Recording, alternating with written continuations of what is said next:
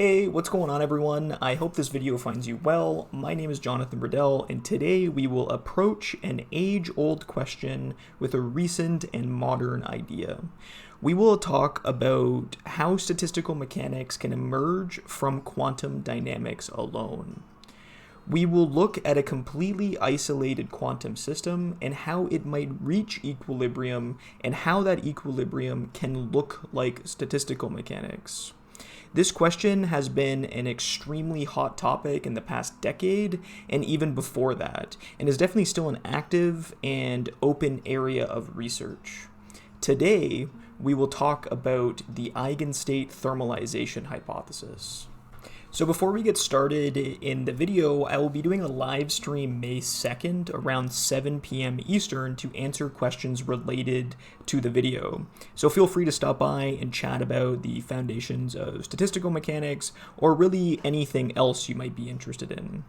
Just a quick disclaimer before we get started, I will probably get carried away and refer to the Eigenstate Thermalization Hypothesis as just ETH at some points. It's just a habit. ETH is indeed a hypothesis. There is no general proof of the hypothesis that singles out a general class of models that satisfy it. However, it has been numerically or even in special cases analytically verified in select models. There are a number of ways to present the ideas of ETH, and definitely a few different formulations and looks of how the equations might be written down.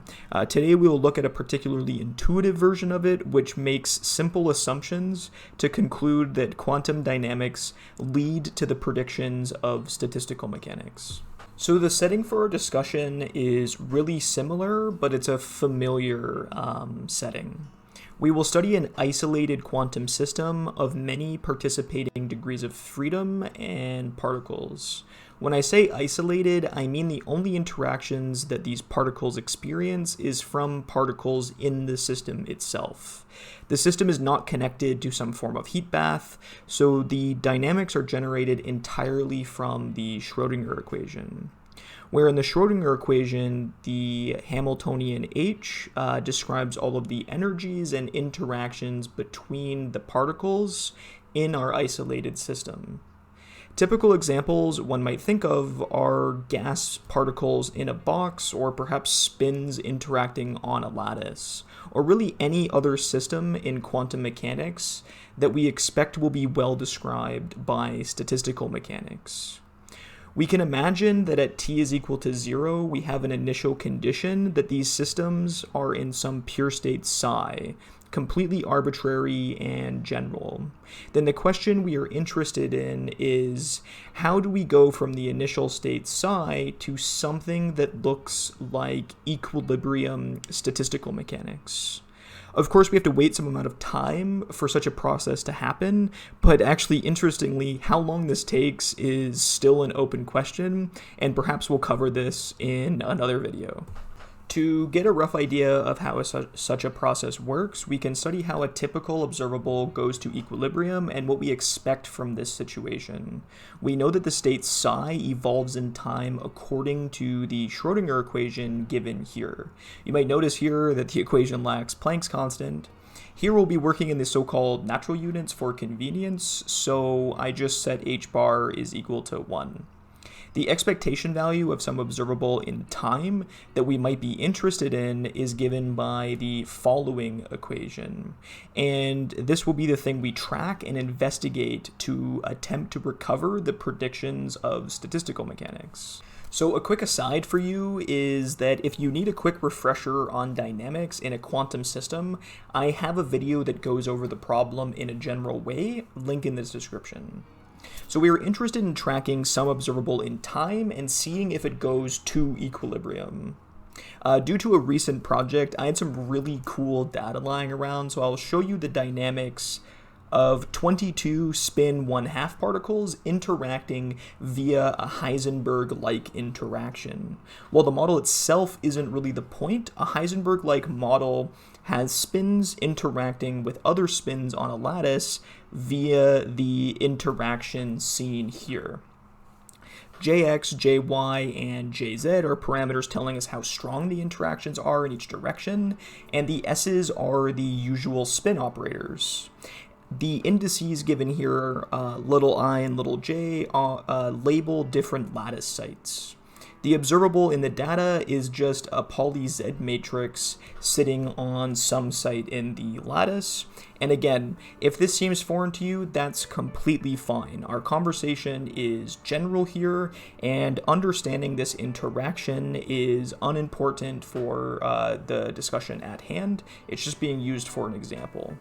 I'm not going to talk over the dynamics or the video of the dynamics to give you a moment to think about what you are seeing and how to interpret the curve that is forming. So before I cut to the video, I will briefly explain what you will be seeing. On the y-axis, you will see the expectation value of the observable, and on the x-axis, you will see time. At the top right-hand corner, you will also see a variable capital D, which will tell us how far away the observable is from its equilibrium value at any given time.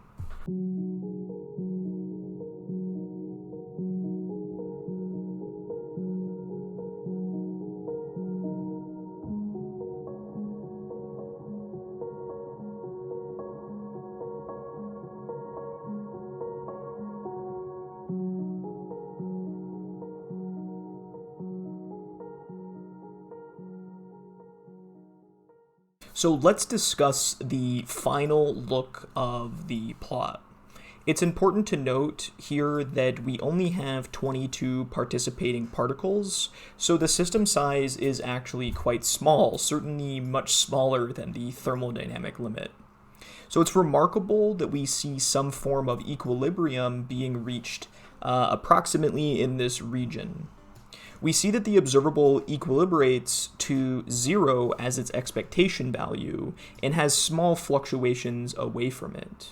But as we wait, these oscillations appear to get smaller and smaller. Now our next step is to understand what we expect to happen here and what needs to happen for this to agree with statistical mechanics as the system size gets larger and larger and we have more and more participating particles. If we did this for a larger system size, we expect that these fluctuations away from equilibrium would be quite small and the observable would sit very tightly at equilibrium, so it agrees very, very strongly with statistical mechanics. There is also something rather obvious that we should be considering here. This equilibrium value of the observable should be identical or at least similar to the predictions of statistical mechanics. To investigate this further, we need a formula that tells us what the equilibrium expectation value is for a general observable A. If our observable is indeed to have an equilibrium value, then it stays at that value for most times. So we can find that equilibrium value by taking the average over all time. Mathematically, this is seen as the following equation. We denote the equilibrium value as A subscript infinity and define it as the infinite time average of the observable A's expectation value. So this gives us a quantity we can then compare directly to statistical mechanics. And to drive the point home, we say that this is a process of thermalization, meaning if we wait long enough, the expectation value of A eventually agrees with the expectation value you would have if the system was in an ensemble from statistical mechanics. If statistical mechanics is to be true in a purely quantum system, starting from a pure state, then this must be true for most systems that we encounter. So if we want to understand how this system thermalizes, we need to get our hands dirty with a little bit of math. In what follows, I will try to keep the math to a minimum, but it's important to look underneath the hood and have a peek at the machinery involved here. So first things first, let's assume we have solved the eigenvalue problem for our Hamiltonian. We label our energy eigenvectors in the following way, along with the energy eigenvalues Ek. K here is just an index for the eigenvector and eigenvalue pair. So for simplicity of the discussion, we will assume that there are a finite number of energies here. We'll also assume that these indices order the energies. That is, E1 is less than E2 and so on. This simplifies the discussion and avoids any unneeded complications for the rest of the discussion. We can write our state psi in the energy eigenbasis in the following way, where Cm is given by the inner product of the energy eigenvector with psi itself. In this description, Cm then encodes all of our initial conditions. From our definition of the state, we can then time evolve it in the energy eigenbasis in the usual way. Using this time evolved state, we can then compute the expectation value of the value of the observable in time. Here we have labeled the entries of A with the energy eigenbasis vectors to make the notation a bit more compact and convenient. So with all of these equations, we can now compute the equilibrium value from all of this. Evaluating the integral isn't too complicated, and to avoid anything tedious, I will simply state the result. Basically, what happened here is in the sum for the expectation value, where m is equal to n, the term is always independent of time, so its average is just itself in time. When m does not equal n in our discussion, the term rotates in the complex plane forever, meaning its average contribution to the dynamics is 0. Therefore, we are left with a simple expression for what the equilibrium value should be. We have two ingredients here. One is the diagonal elements of our observable, and two, we have the probabilities associated with being in that corresponding eigenstate. So the first thing that we need to do is to assume our initial state is populated by energies that aren't too different. We label the important interval of energies by some constant E on the right-hand side and E minus delta on the left, where delta should be reasonably small. We call this interval I to make our lives easier for future notational purposes. So with this in mind, let's finally bring StatMech back into the conversation. If your system is isolated, statistical mechanics tells us to take the uniform average over all energetically accessible microstates, where here we take the energy eigenbasis to be the microstates for obvious reasons. This defines the microcanonical ensemble. Suppose in this interval I, from E minus delta to E, there are capital omega total microstates. Then the microcanonical expectation value for this observable would be written in the following expression. So here, it's just the uniform average of the diagonal entries of the observable in the energy eigenbasis on the relevant interval I that was defined by our initial conditions. So our problem of getting statistical mechanics to work in quantum mechanics has now boiled down to understanding why this average can be equal to this one. Here we are finally ready to talk about the first part of the Eigenstate Thermalization Hypothesis. This part is called the diagonal Eigenstate Thermalization Hypothesis. And the hypothesis says that for relevant observables, the expectation value of the observables in the energy eigenbasis are smooth functions of energy up to small corrections given here by delta AMM, but these corrections are relatively small.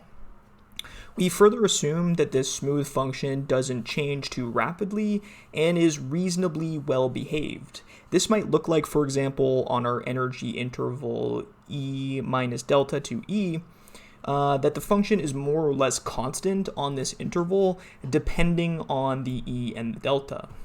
So this probably all seems rather simple, but it turns out it's all we need to equate the two averages given before and recover the expectation values needed to sort of verify statistical mechanics or recover statistical mechanics.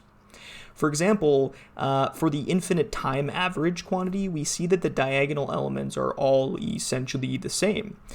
This allows us to pull out the constant given to us by ETH and sum up all of the probabilities, which is just 1. So from there, we get that the infinite time average value is just equal to the constant given to us by the eigenstate thermalization hypothesis. Similarly, for the microcanonical average, we can do the exact same thing. Pulling out the constant given to us by ETH then tells us that the microcanonical average and the average of the pure state dynamics expectation value are essentially identical. So the pure state equilibrium value then agrees with the predictions of statistical mechanics due to a property inherited by the energy eigenkets. To be honest, when I learned this was possible, it absolutely blew my mind. And here I am 5 or 6 years later, still studying the eigenstate thermalization hypothesis. So in the title, I promised you entanglement, and now we can finally get to why entanglement sort of plays a central role in this story. An important question to answer to lead into this is what observables are relevant in this context. That is, what observables actually work this way or are expected to obey the eigenstate thermalization hypothesis. An important class of observables are the so-called local observables. What I mean by this is, let us look at some lattice model where the degrees of freedom interact with each other in some generic way. The black box inside of the system denotes a locality where we wish to make measurements. The locality, of course, is not special. It interacts with the degrees of freedom outside of it. We just pick it here for an example to show what a local observable is. So observables containing information only from this region are expected to obey the eigenstate thermalization hypothesis, and we call them local observables because they are local somewhere on the lattice. So suppose I did this for all observables in the locality, or in particular a complete basis of them, so that I could fully describe my quantum state on that locality. We could, for example, label this as A, B, C, and so on for all of the observables we might be interested in. If all of these observables obey ETH, the diagonal entry of the observables are essentially the same as the microcanonical average for all of the observables A, B, C, and so on. This means that on the locality, the eigenstate and the microcanonical ensemble are essentially identical as they give all of the same predictions. So we get the following picture on the lattice. The left lattice is in an energy eigenstate, and the right lattice is in the microcanonical ensemble. So this is quite remarkable. Somehow just one microstate is encoding the predictions of statistical mechanics all by itself.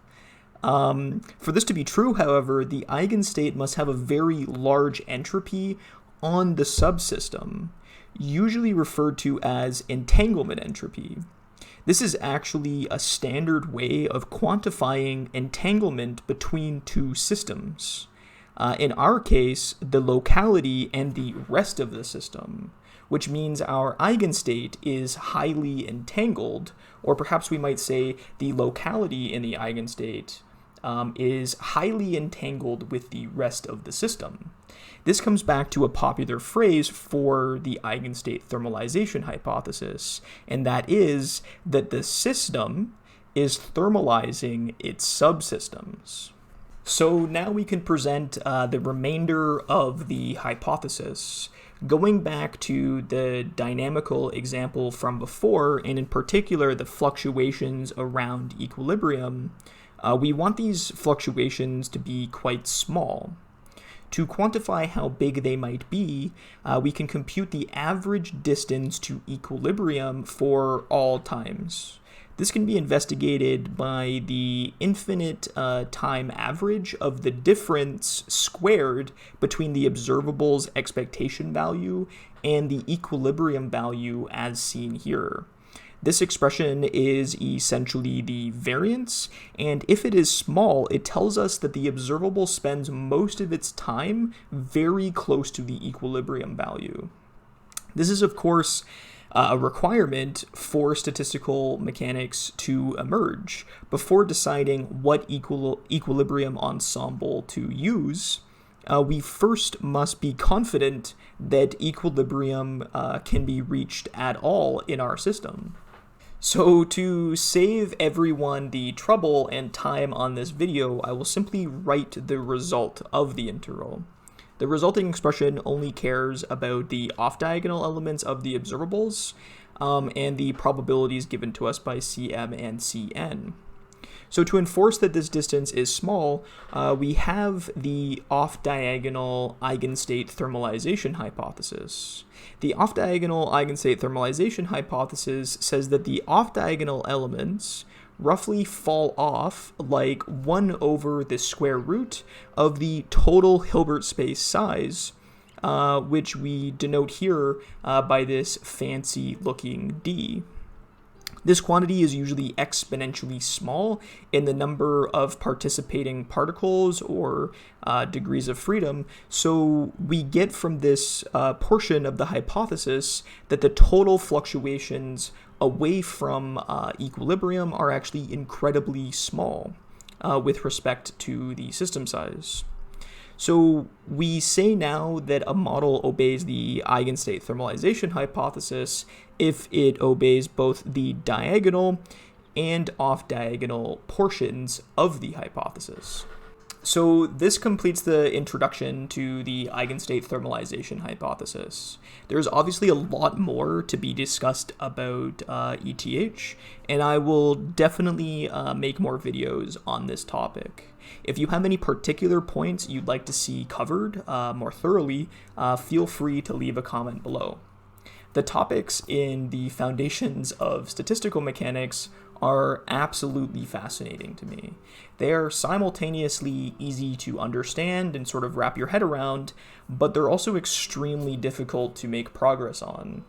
So the purpose of this channel is to continue introducing these concepts to you guys, and hopefully I can hook some of you on them as well. As always, guys, thanks for watching. I hope you have a great day. If you liked the video, feel free to like, subscribe, and leave a comment below.